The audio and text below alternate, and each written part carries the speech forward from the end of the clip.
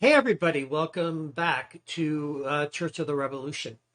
My name is Charlie. I call myself the Commie Preacher. And as always, our core message here is that Jesus was a communist. And again, you don't have to believe that Jesus was God, that he was even a real person to believe that Jesus was actually a communist. He was an inspiration to the modern philosophy of communism. And I cover in earlier videos, I have 3 of them.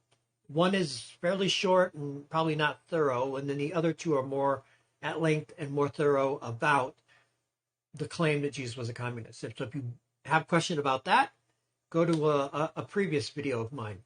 But today, I'm going to be focusing on a very different topic, and I call it a radical goddess. And you could have spelled this a couple of different ways. You see I've got here GXD/ESS, meaning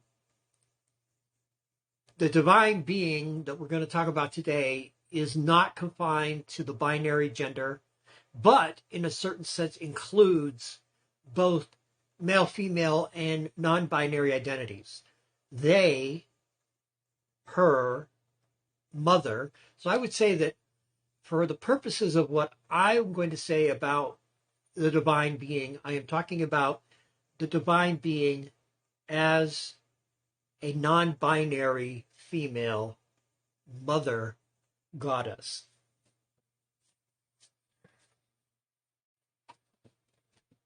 So let's begin. What if you're an atheist? What do you say? I don't believe in God at all. That's fine. I mean something different by goddess than Orthodox Christianity, Islam, or Judaism mean by their word God.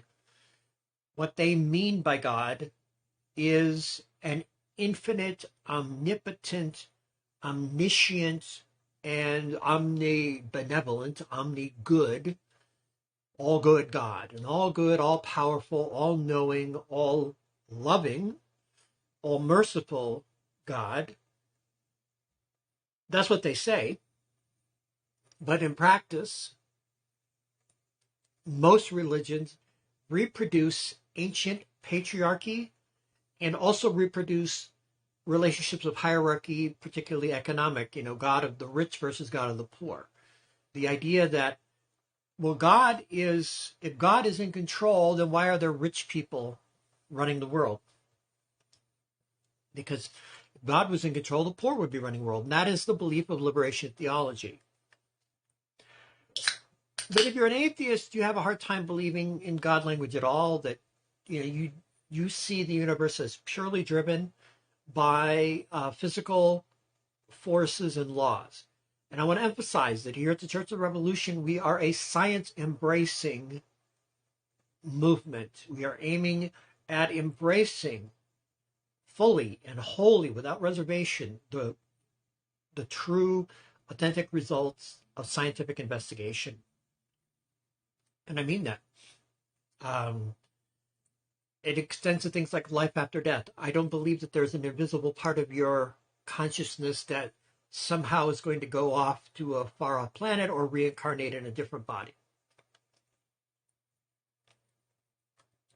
Once this body dies, I'm dead. The only opening I will allow for that is that in the future, using quantum and nanotechnology, it might be possible to bring humanity back from the dead, everyone who has died. A technological resurrection. I think that certainly is within the realm of conceivable possibility. And assuming that we do overthrow capitalism and eliminate the restrictions that capitalism puts on technology and science, as well as making it ecological and eco-friendly and eco-socialist technology, that we can come up with a way to bring people back from the dead without overpopulating the planet, for example. That's a whole other story. Maybe I'll deal with that later. But basically, the reason I sort of start with, I don't believe in that I have a mind a consciousness, a soul that's going to escape my body when I die, and I don't believe anybody does. I'm not here to talk about reincarnation. I could talk about reincarnation because there are other understandings of reincarnation that are not about a non-physical part of your soul migrating into a new body. But we won't deal with that for now because that's a reincarnation. I would say most of my audience is not going to be interested in reincarnation, or at least not open to it in some way, because I expect most of my audience is going to be non-theist atheists who are Marxist or communist, and then Christians who just want to know how in the world can you say Jesus was a communist. Some Christians do believe this. I'm not the only preacher who says Jesus was a communist. I can list off these people. Friedrich Engels said the early Christians were communist. Rosa Luxemburg says the early Christians were communist. Karl Kautsky was considered by the Second International. Karl Kautsky was considered the Pope of Marxism. He was considered the person who advanced Marxism as a philosophy prior to Lenin. Kautsky said that the early Christians were communists. So, what do we do with that? It is a recurring theme in Marxist thought, including people like Eugene Debs in the United States, who believe that Jesus was a communist. And in fact, there have been many Christians, which I explained in my earlier video, the idea that Jesus was a communist was also held by earlier Christians, by Etienne Cabet, by Wilhelm Wittling, also by the British radical Gerard Winstanley. Gerard Winstanley held that Jesus was an egalitarian communalist. He said the earth was intended by God to be a common treasury, not private property. So I expect that my audience is going to have people who hold to some kind of Christian understanding of God. I should not move I should be very careful, because if I move my fingers, I get that halo. But and also atheists who, there isn't any God, but I'm a Marxist, so I'm curious about this person who's corrupting pure atheist Marxism with religion. And I'm not. I am creating what I consider to be an alternative stream. This is a religious communism is what I advocate. It doesn't mean it's apolitical. It's absolutely not. I would be entirely, in fact, I have joined secular socialist organizations twice in my life. Organizations that had communists in them. So I don't come to the conclusion of a lot of religious communalists who say, it's all about creating little tiny communes and conclaves away from the rest of the world. That's not my understanding of communism. Communism is intended by Jesus and by the Bible to be spread around the world. Now, the fact that I brought in the Bible reminds me that I will have to do a video on the Bible itself. This is a series that I'm calling the Lenten Revolutionary Reorientation Series. And so each of these videos in here is taking up a topic of reorienting your understanding of Jesus. And here, this is what we're trying to re-understand who Jesus thought Goddess was. Jesus never used the term Goddess. Jesus used one term to refer to God, and that was pater in the Greek, and in the Aramaic it was Abba. God was Abba. God was parent. God was his father. We know the story that Joseph was not the biological father of Jesus, that Mary was virginally conceived Jesus. Again, there's a reason why that miracle story is there. There are layers of symbolism and metaphor in the story, but it's not literally true, and I don't think it was intended to be literally true. It's intended to say something about who Jesus was. But we're not here to talk about the virgin birth. We're here to talk about the Abba, the goddess of Jesus, the mother of Jesus, the heavenly universal mother. So I call myself a pantheist or pandeist. pandeaist. And I'll maybe spell that word out. It's Pandeaist, pandeaist, which means I believe all being is goddess. The whole cosmos, all that has genuine being is goddess. And I spell goddess this way, non-gendered, but also inclusive of male and female and non-binary gender identities. Goddess, they are non-binary, but I like to say she and they. And the reason I like to say she is because it messes with the way these patriarchal religionists understand God as father. And it's a strict disciplinarian father. It's not a loving, kind father, which is how Jesus used the term my Abba. Why didn't Jesus call God mother? There are biblical texts that refer to God feminine, in feminine terms. And actually the first one, grabbing my Bible here, folks, we're going to talk about the Bible. In Genesis chapter 1, you want to read this passage. In the beginning, God has created the heavens and the earth, but the earth was emptiness, and darkness came over the depths, and the spirit of Goddess was brooding over the surface of the waters. The Spirit of God was brooding, which is literally the word hovering. As a hen sits on her eggs, brooding, hovering, sitting on.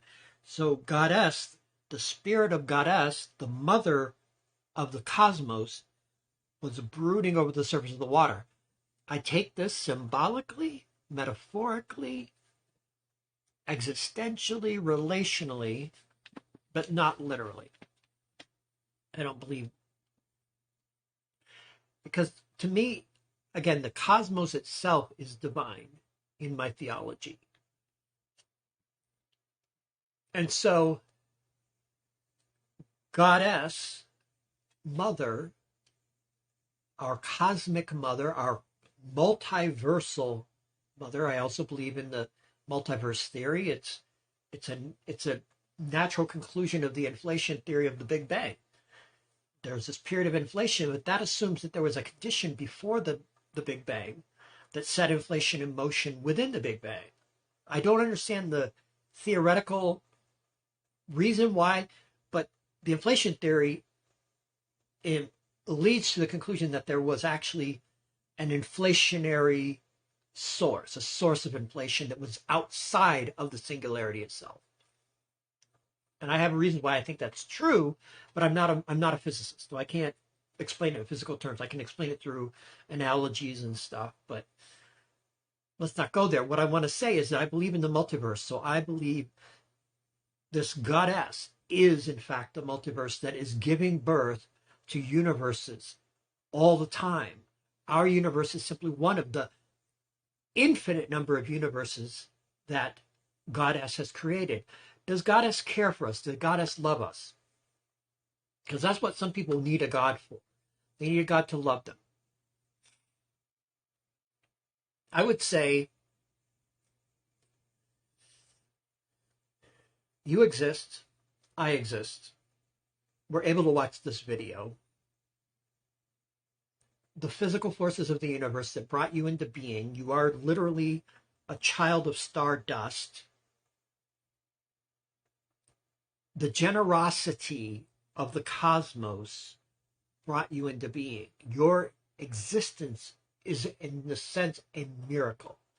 Not in the sense of breaking divine law or physical law, cosmic physical law. You are a miracle in the sense that you are a unique consciousness within a unique physical form that is nevertheless integrally connected to every other physical reality that is in your immediate environment. And as I say, you are a child of stardust.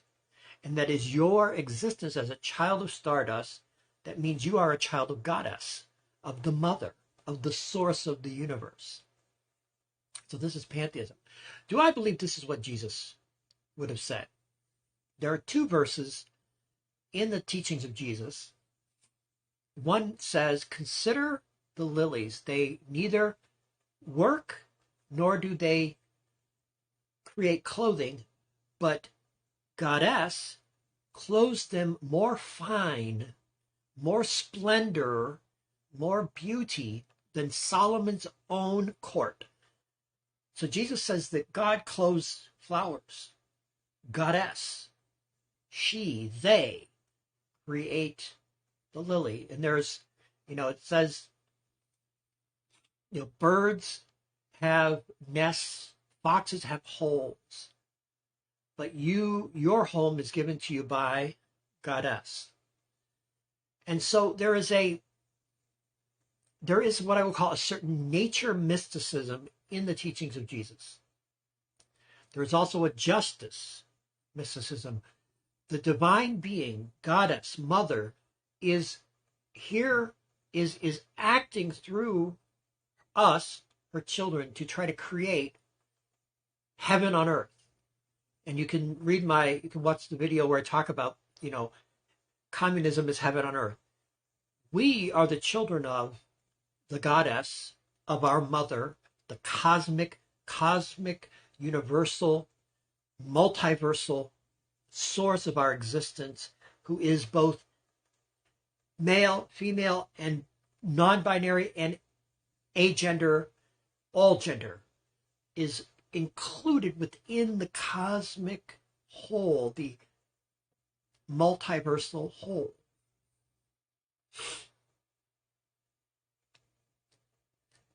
Now you can say, I don't need any of it. This is just sexed up atheism, as Richard Dawkins called the pantheists. I don't know what he has against sex, but I need a drink.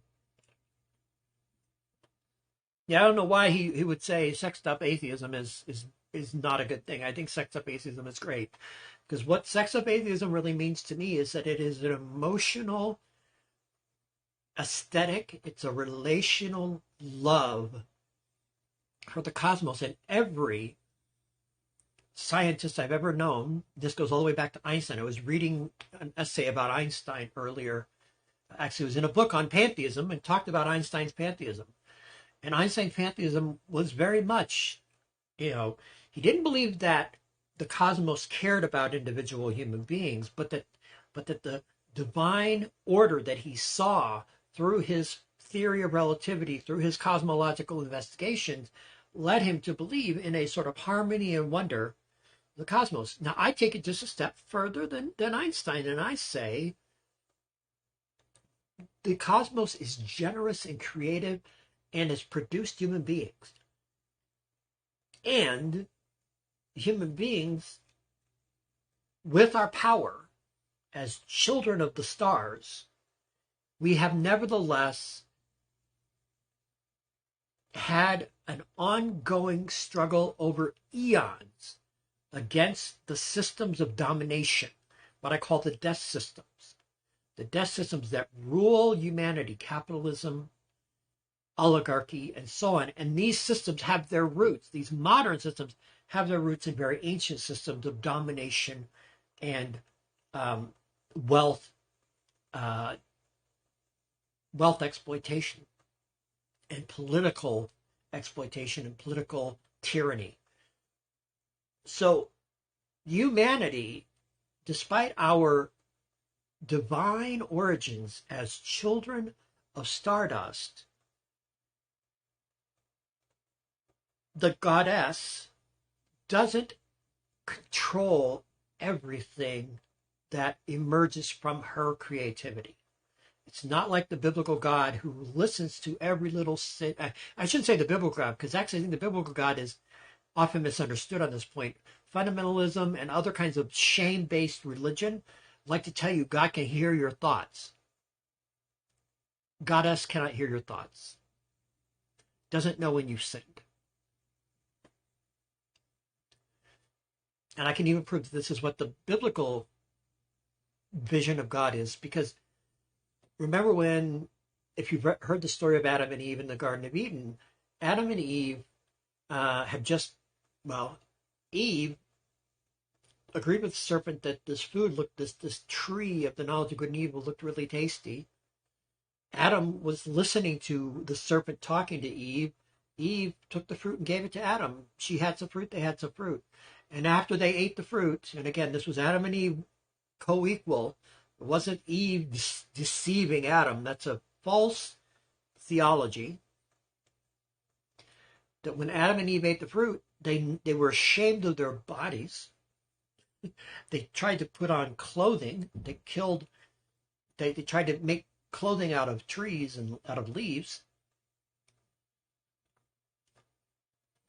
They were ashamed of their bodies. That was the first thing that...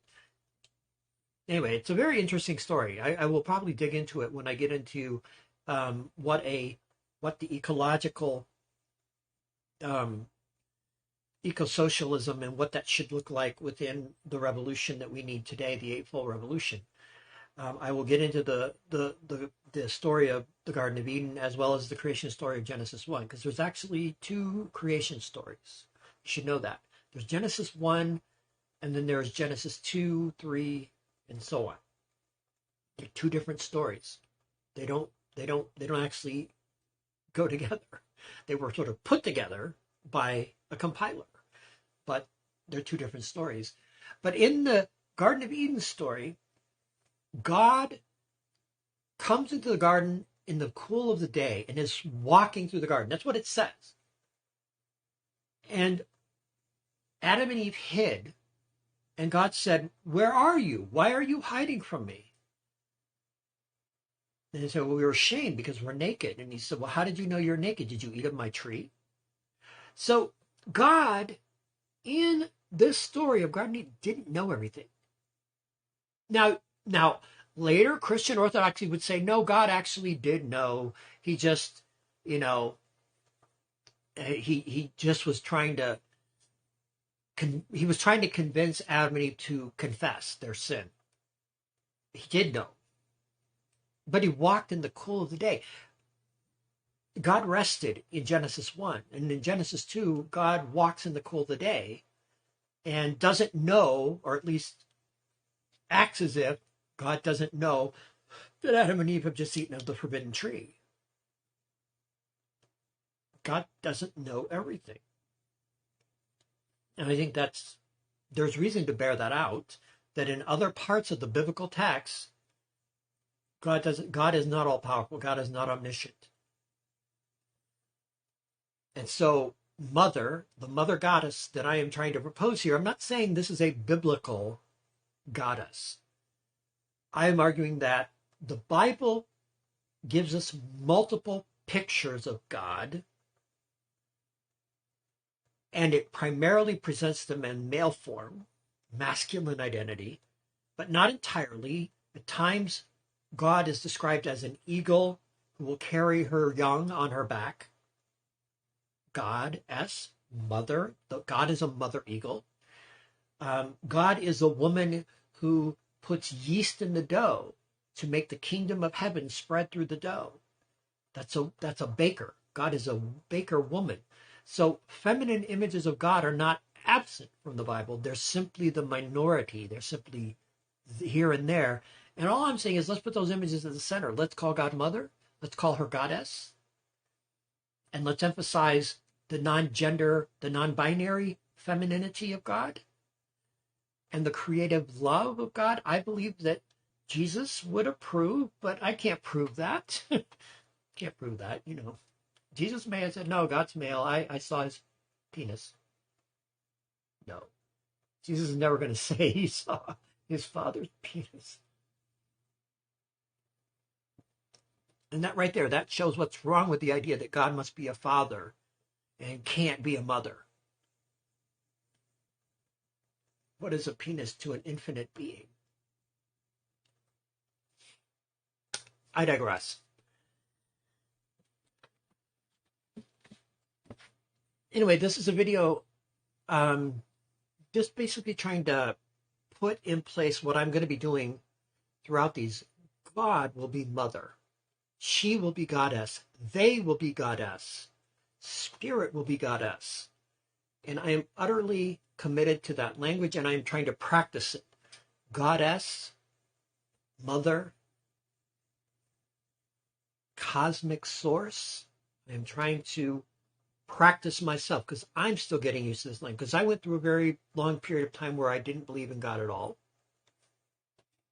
And I could go into how that changed for me. Maybe I will if there's people want to know, well, how did you go from not believing in God to pantheism? Because those don't seem like a straight line. And I'll explain, I can explain that. But this video is already kind of getting close to my 30-minute limit. So I'm going to end it here. But please click subscribe, click the notifications bell, go to my Patreon page and become a supporter of the Church of the Revolution of the Commie Preacher. I hope you've enjoyed this video. Hope it's giving you something to think about, and practice calling God Mother and Goddess, because that's part of transforming the culture of the patriarchal religious global phenomenon of patriarchal religion, calling Goddess Mother and challenging this male-centric cosmology. We don't need it.